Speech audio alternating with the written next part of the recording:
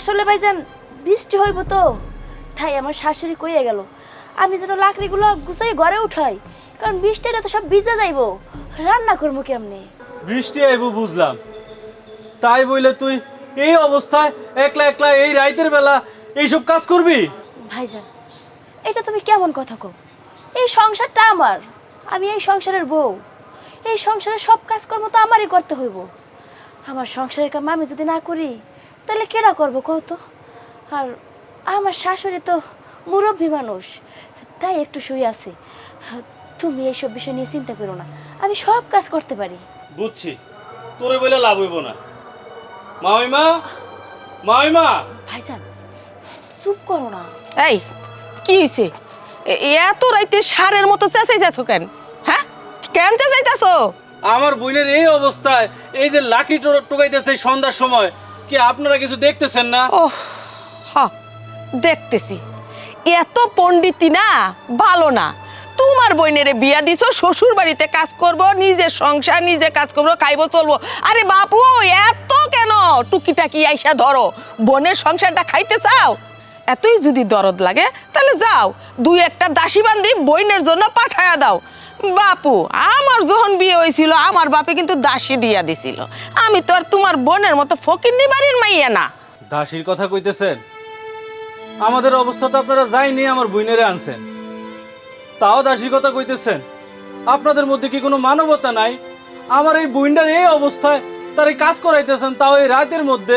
এই যাও এন থেকে, যাও কইতেছি। আম্মা কি কইতেছেন আপনি এসব? আমার ভাইটা এতদিন পরে আইছে, আমার আমার একটু দেখতে আইছে, আমি একটু আমার ভাইটার লগে কথা কমু না? আপনি এইভাবে দরজার সামনে দিয়ে বিদায় করে দিবেন? আমার ভাইজানরা ঘরে নিয়ে যান, একটু নাস্তা পানি করান। হায় আল্লাহ, আরে ঢাকা থেকে আমার বাড়িতে মেহমান আইছে, এই ফকিন্নি ছাড়া যদি আমি ঘরে নিয়ে যাই আর আমার মেহমানে যদি দেখতে পারে যে তোমার বাপের বাড়ি এইরকম ফকির কামলা মার্কা, আমার মান সম্মান কিছু থাকবো? কি ভাবছো আমি বোকা? ওরে নিয়ে পরিচয় করাই আমি আমার ইজ্জত হানি করব? কেন? কখনো না। কেন আম্মা? আপনার মাইয়ার শ্বশুর বাড়ি থেকে মেহমান আইছে, ওইটা আপনার কাছে মেহমান মনে হয়েছে, আর আমার ভাই আপনার বাড়িতে আইছে, ওইটাই কি আপনার মেহমান মনে হয় নাই? আরে আমার ভাইও তো আপনার পোলার সম্বন্ধী, তাইলে আপনি আমার ভাইয়ের এইভাবে অপমান করে কথা কইতেছেন কেন? এই চুপ, একদম চুপ। এই শয়তান পোলাটা আইসা তোর মুখটারে বাড়াইতাছে না? দাঁড়া, মেহমান যাইয়া নেক, তোর বোনের মুখ কেমনে ভাঙতে হয় সেইটা আমার খুব ভালো করে জানা আছে। বাড়াও, বাইরে কই। ও দিহি, দিদি দিদি দি উঠাও। আইসে, আরে হস্তায় মনে হয় ছোটোর দোকান থেকে 1 কেজি মিষ্টি নিয়া বইনের বাড়িতে বেড়াইতে আইছো।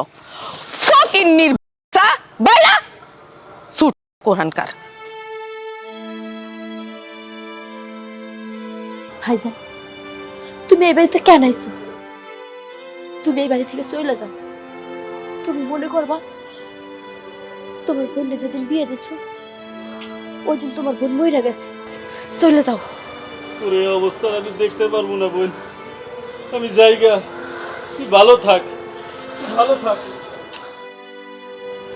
ভাইজান, ভাইজান এতদিন পর আইলা, তোমার একটাবার জিজ্ঞাসা করতে পারলাম না যে ভাইজান তুমি কেমন আছো, বাড়ির সবাই কেমন আছে?